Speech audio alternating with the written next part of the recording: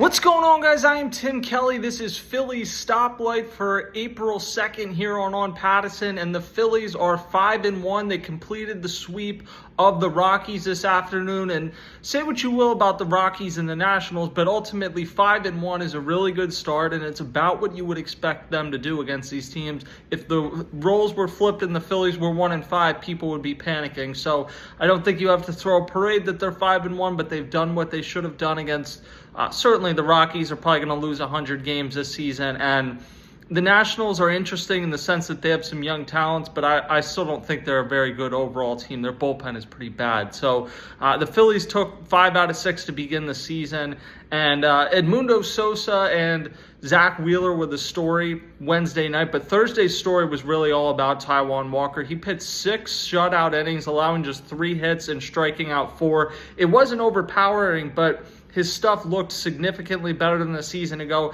Things did get a little dicey in the 9th inning with Jose Alvarado, but he managed to escape that jam, hold on for the win. Kyle Schwarber homered, Bryce Harper had an RBI, so a really good afternoon for the Phillies to finish off their first home series of the season.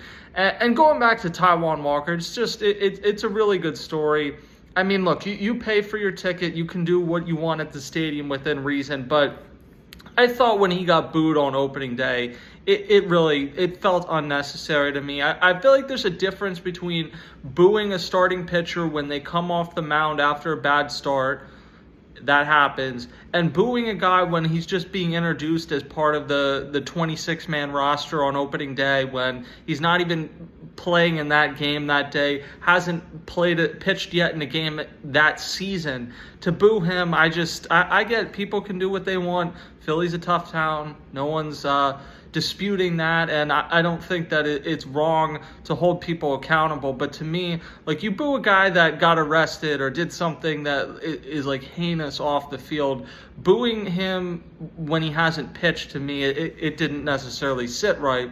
Maybe I'm soft, but I don't think I am. I feel like I've talked to quite a few people that felt that maybe was just a little bit over the top that day on opening day. And again, it's not everybody. There were some people that cheered him too, but certainly boos more than anything. In any event, his mom was there to see his start today, and he said after the game that she was crying, happy to see him have success and to get that ovation as he walked off. So at least for a day, it was a great story. I don't know what happens when Taijuan Walker, I believe his next start's going to be against the Braves, when he faces the Braves lineup. What happens when Ranger Suarez comes back, and certainly when Andrew Painter comes back.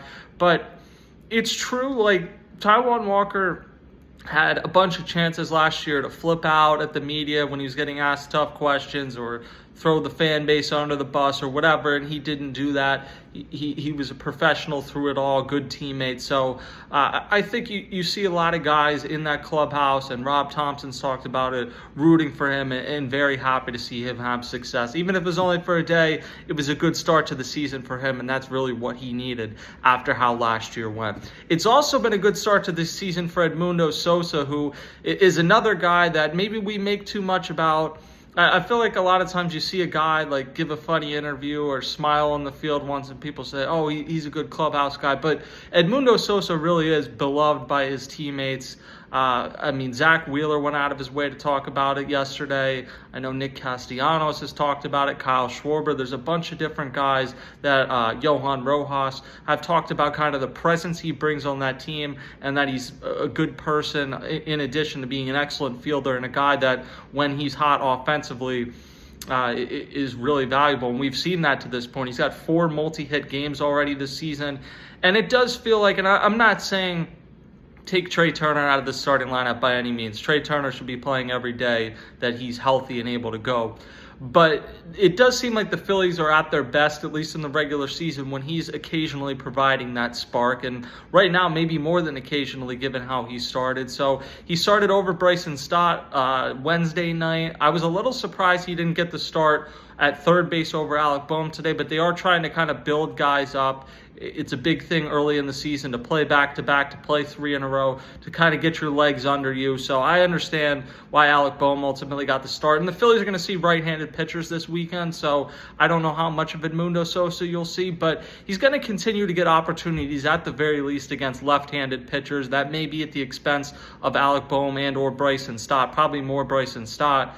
But while he's hitting like this, it does feel like you need to find ways to get him into the lineup a little more consistently.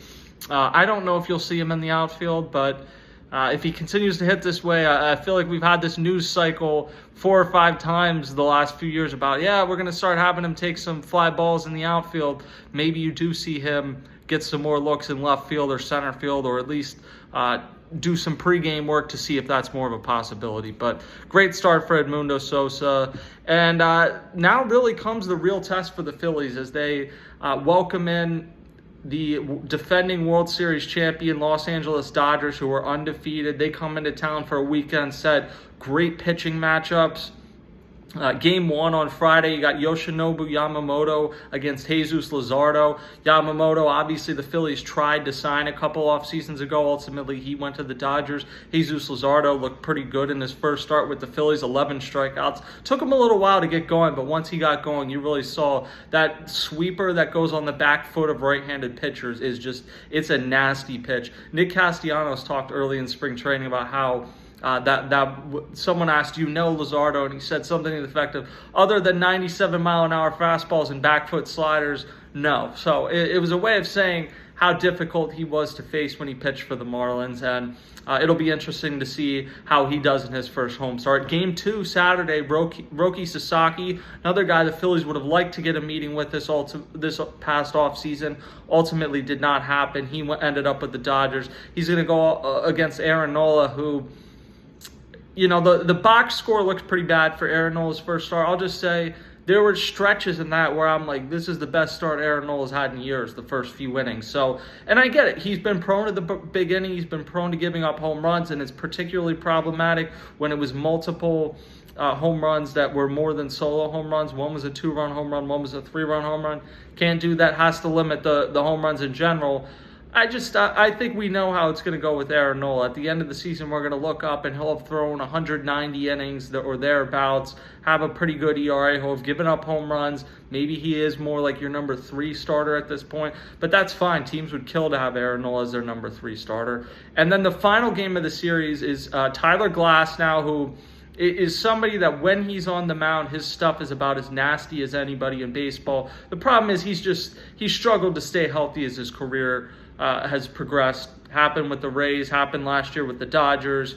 He was not with them in the postseason because he was injured. So, but when he's healthy, which he is right now, he's excellent. And then Christopher Sanchez has emerged as one of the better pitchers in the National League as well. He'll face off with Glasnow Sunday. It's a little disappointing you don't see Blake Snell and Zach Wheeler at any point in this series. Snell obviously has won 2 Cy Youngs. Zach Wheeler has finished second for 2 Cy Youngs and has maybe been the best pitcher in baseball over the last 5 years. Little disappointing, but of the 6 pitchers you do see this weekend, Yamamoto, Luzardo, Sasaki, Nola, Glasnow, and Sanchez, if you told me in 3 months any of them or all of them or whatever are all-stars, I wouldn't be shocked. So very good pitching matchups this weekend. And then obviously the Phillies have about as star-studded of a lineup as there is in baseball, but the Dodgers are one of the few teams that are probably even higher on that list.